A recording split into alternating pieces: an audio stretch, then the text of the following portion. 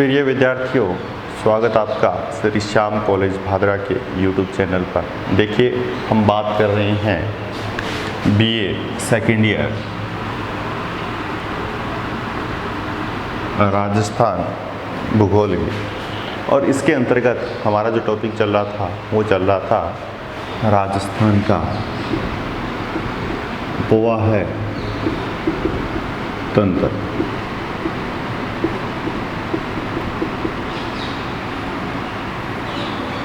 राजस्थान के पोवाह तंत्र में हमने पहली चीज़ देखी थी बंगाल की खाड़ी में गिरने वाली नदियाँ, और बंगाल की खाड़ी में गिरने वाली नदियों के अंतर्गत प्रमुख नदी थी चंबल। चंबल की हमने बात की थी।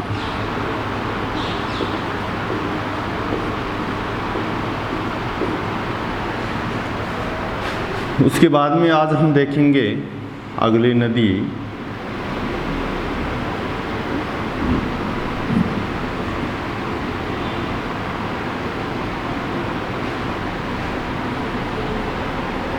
विंध्याचल पर्वत,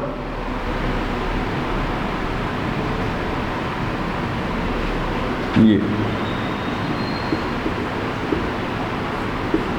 चंबल। दूसरे हम बात करने जा रहे हैं बनास नदी। देखिए, बनास नदी को एक उपनाम से भी जाना जाता है। कई बार पूछ लिया जाता है इस प्रकार से, वन की आशा। वन की आशा किस नदी को कहते हैं? याद रखना, कौन सी नदी को? बनास नदी को। और ये बनास नदी कहाँ से निकलती हैं? राजसमंद। राजसमंद में कुंभलगढ़ नामक स्थान है, वहाँ से निकलती है। ठीक है।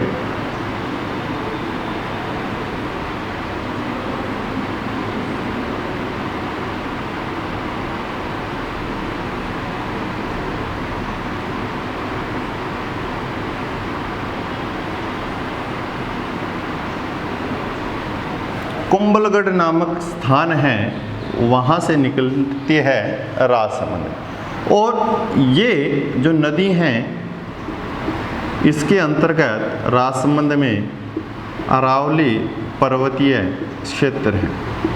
तो ये अरावली पर्वतीय क्षेत्र को काटती हुई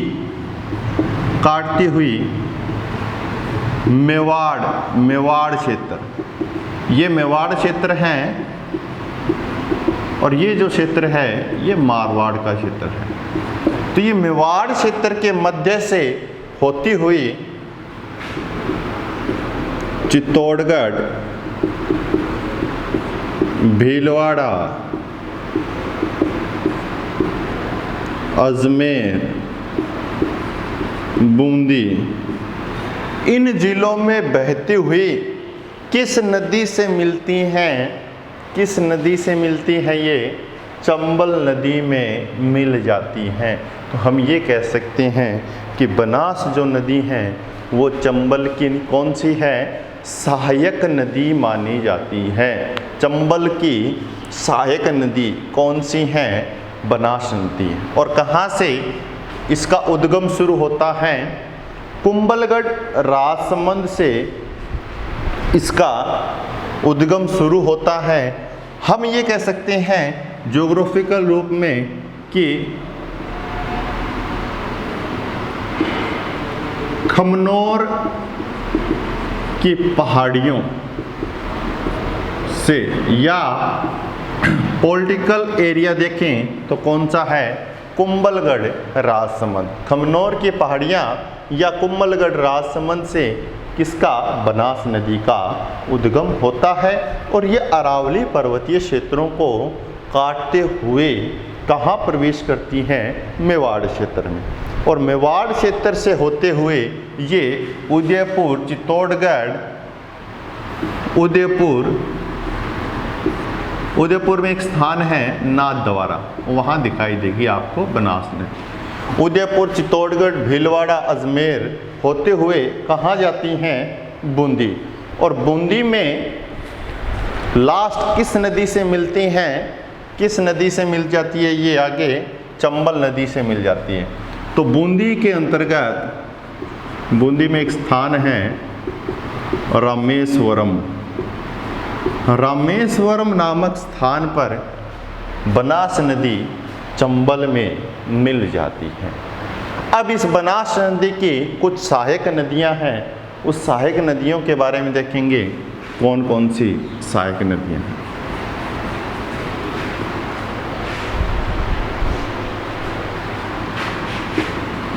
बेड़च, गंभीरी, कोठारी, खारी, मैनाल, ये सारी की सारी बनास नदी की सहायक नदियां हैं। तो सहायक नदियों की बात करेंगे बनास की तो कौन सी आएगी? बेड़च, गंभीरी, कोठारी, खारी, मैनाल, मोरेल, ये सारी की सारी नदियां इसकी सहायक नदियां हैं। ये देखिए बनास जो नदी हैं अपनी सहायक नदियों के साथ में त्रिवेणी संगम बनाती हैं। क्या बनाती हैं? त्रिवेणी संगम। अब त्रिवेणी संगम का तात्पर्य क्या है? किसे कहते हैं त्रिवेणी संगम? जहां पर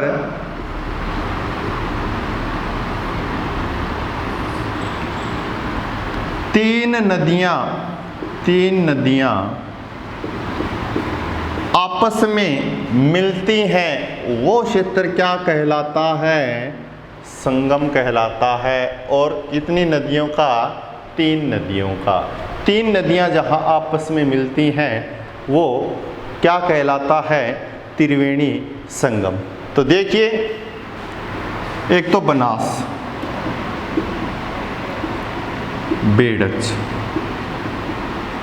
और मैनाल, ये 3 नदियां आपस में मिलती हैं और तीनों नदियां जब मिलेगी तो क्या बनाएगी?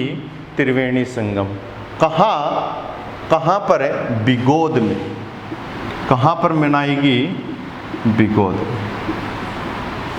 बिगोद क्षेत्र में ये तीनों नदियां आपस में मिलती हैं। और बिगोद कहाँ पर है? कौन से जिले में है? भीलवाड़ा के क्षेत्र में। तो भीलवाड़ा में बनास, बेड़च और मैनाल तीनों नदियां आपस में मिलती हैं और ये एक त्रिवेणी संगम बनाती हैं। अब देखिए हम इस बनास नदी की लंबाई की बात करेंगे। कितने किलोमीटर हैं? 480 किलोमीटर इस बनास नदी की कुल लंबाई पाई जाती है। और इस नदी के दोनों क्षेत्रों में, दोनों ओर के क्षेत्र देखें, दोनों ओर की भूमि देखें तो दोनों भूमि किस प्रकार की हैं? उपजाऊ है। बनास नदी के दोनों ओर क्या मिलती हैं? उपजाऊ क्षेत्र मिलता है या उपजाऊ भूमि मिलती है। और इन क्षेत्रों में याद रखना, इन क्षेत्रों में भूमिगत जल का स्तर भी ऊंचा पाया जाता है। भूमिगत जल का स्तर ऊंचा होगा तो सिंचाई व्यवस्थाएं भी कैसी होगी? अच्छी होगी। और किसके माध्यम से होगी? अगर भूमि का जल का स्तर है, अब देखिए यहाँ हम निवास कर रहे हैं, ठीक है, ये इसके नीचे का क्षेत्र है। अब देखिए यहाँ पर जल मिल रहा है, यहाँ इतनी खुदाई करनी पड़ेगी। और एक ये क्षेत्र है, यहाँ एक व्यक्ति निवास कर रहा है, एक इतनी बड़ी खुदाई करनी पड़ेगी। अब देखिए भूमि के जल का स्तर कहाँ पर ऊंचा पाया जा रहा है? यहाँ पर पाया जा रहा है। तो आसानी से क्या होगा, सिंचाई व्यवस्थाएं, पेयजल व्यवस्थाएं शुरू हो सकती है। किसके माध्यम से? तो सिंचाई का साधन है यहाँ पर क्या है, कुआं। कुएं के माध्यम से हम सिंचाई की व्यवस्था या पेयजल की व्यवस्था कर सकते हैं। और इस सिंचाई और पेयजल के द्वारा इसको बढ़ावा देने के लिए एक परियोजना शुरू की गई बनास नदी पर। बिरसलपुर परियोजना या बिरसलपुर बांध की शुरुआत की गई। बिरसलपुर बांध के कारण क्या हुआ, यहाँ पर सिंचाई और पेयजल की व्यवस्थाएं शुरू होनी हो गई। अब देखिए, बनास नदी के क्षेत्र की बात करें तो हमने सबसे पहले क्या देखा था कि बनास नदी का जो उद्गम है वो राजसमंद के कुंभलगढ़ के क्षेत्र, या हम ज्योग्राफिकल रूप में कह सकते हैं कि खमनोर की पहाड़ियों से शुरू होता है। खमनोर की पहाड़ियों से शुरू होता है। उसके बाद में ये बनास नदी है। ये बनास नदी कहाँ प्रवेश करती हैं? ये मेवाड़ के क्षेत्र में प्रवेश करती है। मेवाड़ के क्षेत्र में प्रवेश करने के बाद में ये चित्तौड़गढ़ जाती, भीलवाड़ा, अजमेर, बूंदी, उदयपुर के नाथद्वारा, इन क्षेत्रों में जाते हुए लास्ट स्थान क्या है इसका लास्ट स्थान है रामेश्वरम। बूंदी जिले के अंतर्गत रामेश्वरम में चंबल नदी में मिल जाती है। अब इसकी सहायक नदियों की बात करें तो बेड़च, गंभीरी, कोठारी, खारी, मैनाल, मोरेल, ये सारी की सारी इसकी सहायक नदियाँ। त्रिवेणी संगम बनास, बेड़च, मैनाल कहाँ पर? बिगोद, भीलवाड़ा, ये मिलन बनाती है यहाँ पर। उसके बाद में इसकी लेंथ देखें 480 किलोमीटर है। दोनों ओर के क्षेत्र को देखें तो उपजाऊ क्षेत्र है। यहाँ के उपजाऊ क्षेत्र में आपको जल कैसा मिलेगा? भूमिगत, उसका जल का स्तर ऊंचा मिलेगा। इससे क्या होगा? कुओं के द्वारा हम सिंचाई आसानी से कर सकते हैं। और इसी सिंचाई पेयजल को बढ़ावा देने के लिए एक परियोजना शुरू की गई, बिरसलपुर परियोजना।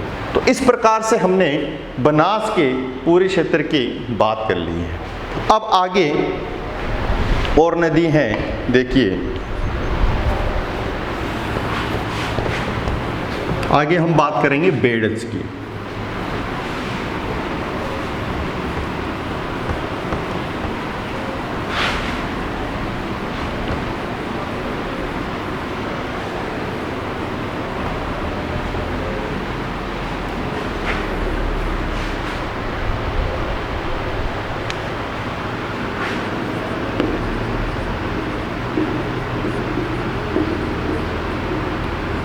अब देखिए, ये इसकी सहायक नदी हैं और ये इसकी सहायक नदी हैं। तो मुख्य नदी कौन सी हो गई? चंबल हो गई। तो मैंने पहले ही कहा था कि बंगाल की खाड़ी में जो नदियां हैं उन नदियों में सर्वप्रमुख नदी कौन सी है? चंबल ही मिलती हैं। अब देखिए, इसका उद्गम, बेड़च नदी का उद्गम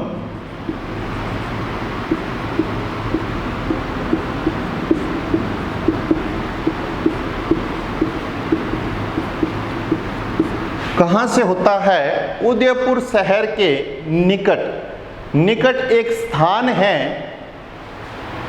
वो स्थान कौन सा है? गोगुंदा। तो गोगुंदा की पहाड़ियों से किसका उद्गम होता है? गोगुंदा की पहाड़ियों से किसका उद्गम होता है? बेड़च नदी का उद्गम होता है। और आगे क्या होता है? यह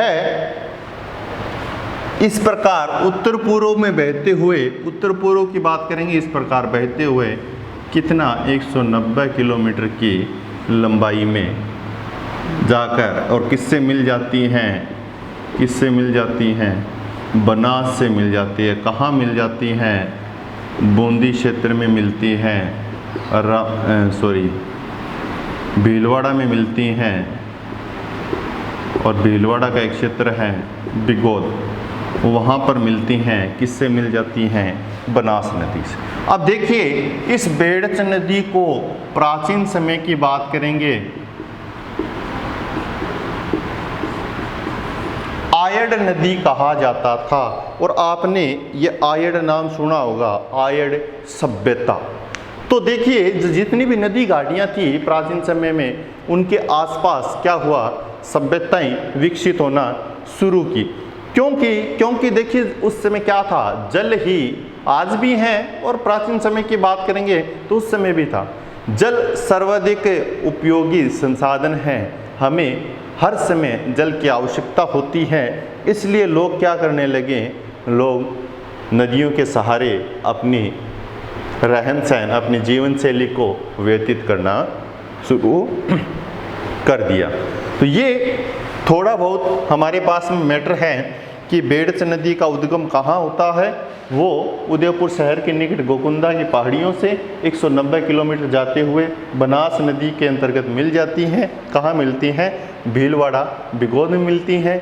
उदयपुर झील से पूर्व की बात करेंगे तो उदयपुर झील से पूर्व की बात करेंगे तो ये नदी किस नाम से जानी जाती थी, आयड़ नदी के नाम से जानी जाती थी।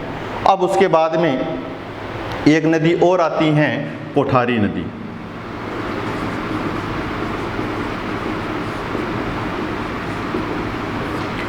कोठारी नदी का उद्गम हम देखें तो ये कोठारी नदी इसी उदयपुर शहर के निकट, उदयपुर शहर के निकट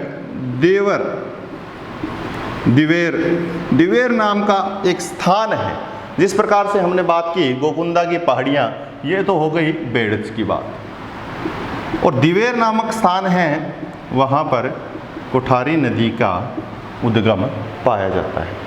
और ये कोठारी नदी यहाँ से 145 किलोमीटर बहते हुए और कहाँ किससे मिल जाती हैं, किससे मिलती हैं, भीलवाड़ा क्षेत्र में, भीलवाड़ा के क्षेत्र में किससे मिल जाती हैं, बनास नदी में मिल जाती है। किससे मिलती हैं, बनास नदी में। क्यों? क्योंकि ये बनास की सहायक नदी है। मैंने थोड़ी देर पहले बात की थी कि बनास की सहायक नदियाँ बेड़च, गंभीरी, कोठारी, खारी, मैनाल, मोरेल, ये सारी की सारी सहायक नदियाँ हैं। तो ये उदयपुर शहर के निकट दिवेर नाम का एक स्थान है, वहाँ से निकलती हैं 145 किलोमीटर बहते हुए भीलवाड़ा में कहाँ किससे मिल जाती है, बनास नदी में मिल जाती है। और भीलवाड़ा के क्षेत्र में मांडलगढ़ यहाँ पर, और यहाँ एक बांध बनाया गया है, मेजा बांध। तो बहुत बार पूछा जाता है कि मेजा बांध किस नदी पर बनाया हुआ है, कोठारी नदी पर बनाया हुआ है। और इस बांध के द्वारा मतलब लोगों को सिंचाई की सुविधाएं मिलना शुरू हो गई। और इस नदी के द्वारा जो सिंचाई की व्यवस्था शुरू हुई है, उससे 10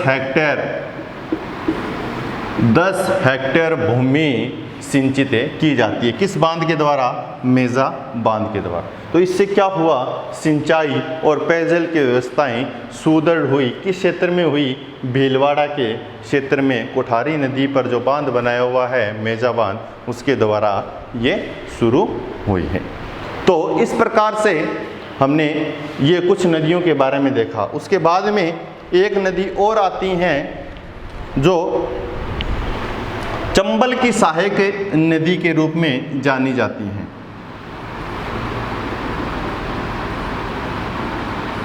पार्वती नदी।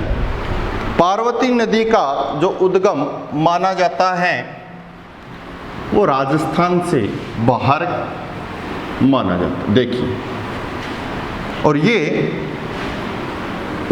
पूर्वी साइड से आकर चंबल नदी में मिलती है। देखिए,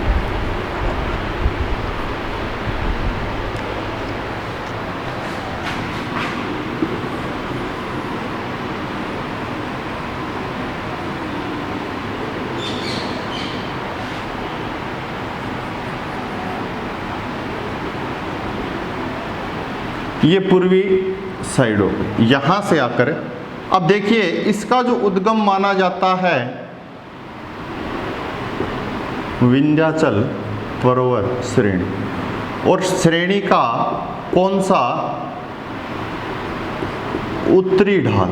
विंध्याचल पर्वत श्रेणी मध्य प्रदेश में, इसके उत्तरी ढाल पर किसका उद्गम माना जाता है? पार्वती नदी का उद्गम माना जाता है।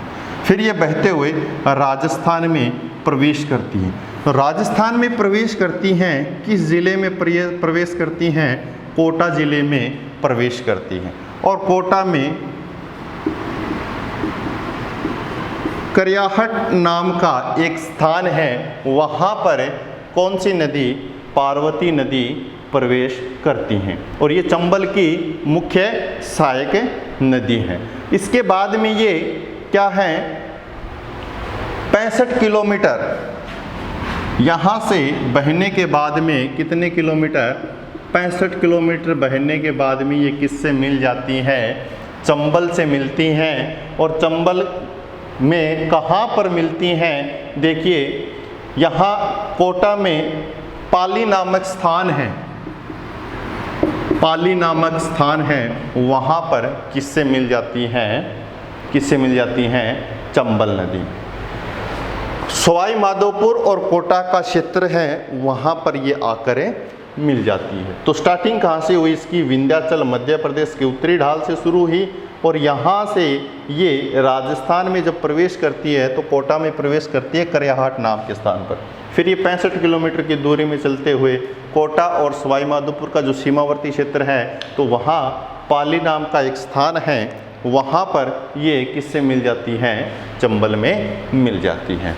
तो इस प्रकार से हमने बंगाल की खाड़ी में गिरने वाली नदियों के बारे में देखा है। आशा करता हूँ कि आपको वीडियो अच्छे से समझ में आएगा। Thank you very much. जय हिंद, जय भारत।